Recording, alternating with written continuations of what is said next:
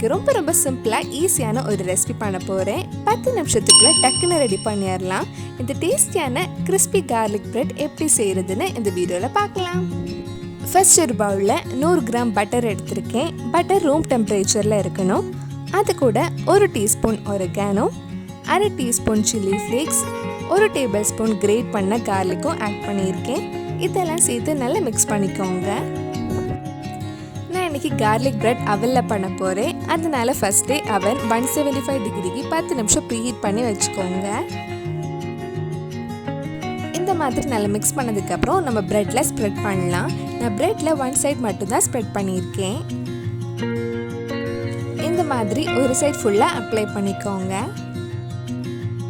உங்ககிட்ட அவன் இல்லைன்னா இந்த மாதிரி பட்டர் ஸ்ப்ரெட் பண்ணதுக்கு அப்புறம் தோசைக்கல்ல கூட டோஸ்ட் பண்ணி எடுக்கலாம். ப்ரீஹீட் பண்ண அவன் நல்லா சூடாக இருக்கும். அதனால கொஞ்சம் கேர்ஃபுல்லாக பிரெட் உள்ள வைக்கணும். கார்லிக் பிரெட் ஒவ்வொருத்தங்க ஒவ்வொரு ஸ்டைலில் பண்ணுவாங்க. நாங்கள் எங்கள் வீட்டில் மோஸ்ட்லி இப்படி தான் பண்ணுவோம். என் பசங்களோட ஃபேவரட்டான ஒரு ஸ்நாக் இது. அவல்ல 10 நிமிஷம் 175 டிகிரியில் பேக் பண்ணிக்கோங்க. உங்களுக்கு கார்லிக் பிரெட் ரொம்ப கிறிஸ்பியாக வேண்டாம், கொஞ்சம் சாஃப்டாக போதும்னா 8 இல்லை 9 நிமிஷத்தில் ஆஃப் பண்ணிடுங்க. என்னோட கிறிஸ்பியான கார்லிக் பிரெட் ரெடி ஆயிடுச்சு. ரொம்ப சிம்பிளாக ஈஸியாகவே பண்ணிடலாம், ரொம்ப டைம் ஆகாது. கண்டிப்பாக நீங்களும் இந்த ரெசிபி உங்கள் வீட்டில் செஞ்சு பாருங்கள். பிடிச்சிருந்தா இந்த வீடியோவை லைக் பண்ணுங்கள், உங்கள் ஃப்ரெண்ட்ஸ் அண்ட் ஃபேமிலிக்கு ஷேர் பண்ணுங்கள். வேறு நல்லா ரெசிபி நம்ம சேனலில் ட்ரை பண்ணலான்னு கீழே காமெண்ட் பாக்ஸில் சொல்லுங்கள்.